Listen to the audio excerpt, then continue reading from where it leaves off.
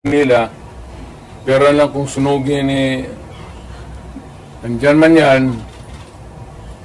buksan natin lahat.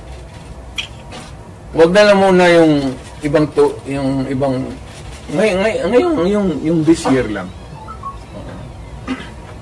Tapos pagkatapos buksan natin next year. Buksan ng Congress. Ang Congressman, hinamon ko ba sila? To open your books. Ang sagot naman ito ni Trillanes, open your bank account. Makihati ka pa sa putang inang pera ko. You know, sa bangko, huwag ka magtanong kung saan ko nakuha yan. Kinukuha ko yan sa hold up, nakuha ko yan sa smuggling. Wala ka nang pakialam. Nandiyan yan sa bangko. Pero ito, simple lang, opening of the bank. May libro. Hindi naman bangko yan eh. So, audit. Pero bingi man sila mayor sa... Ang hindi talaga ino-audit, telling you now, without batting an eyelash, ang hindi ino-audit, Office of the President, pati Office of the Speaker of the House.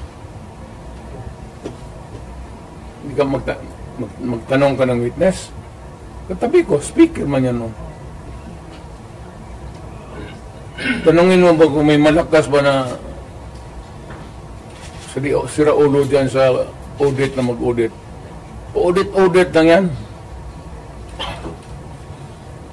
So Mayor, you are saying that you are open to opening the book of how she spent the confidential fund? Of course, yes to. Nandiyan, inaano lang nila yan. Hindi pa yun na careful masyado yan. Alam kasi niya. Kaya ingat.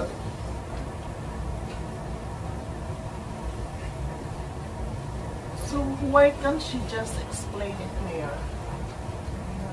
Ine-explain na nga ha? Sa document nasa documentary ano pa. Ngayon pag na-present na lahat sa COA, kaya sa COA ang ibang dokumento eh. Kaya nga sabi niya si Laika, wag mo na munang ibigay dito. Kumpletuhin mo na yung COA audit namin. But that was the reason that Attorney Laika was cited for contempt. That's the reason why should it be an interference kung sinabi